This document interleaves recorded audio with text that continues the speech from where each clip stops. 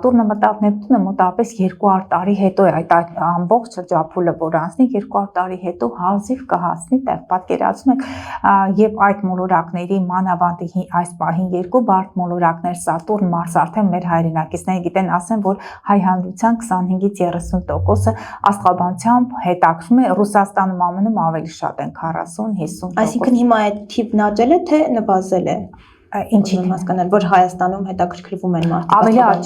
ավելի աճել է այն տարիներին երբ որ ես եթել էի դուրս գալիս 20 թվականից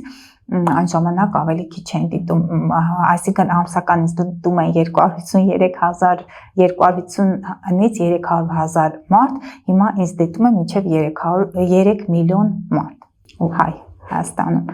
միայն իմ հարթակն եմ 2 միլիոն ամսական ասացին որ մեր մարզադաշտը 60,000 անձ է տեղավորում դրանք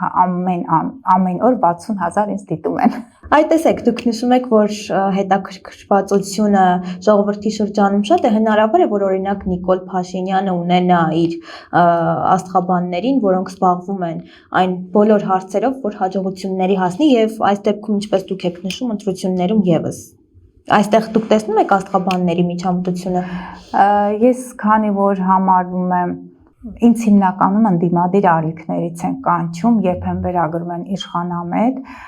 բայց քանի որ ոչ մի օղակի ոչ մի այդ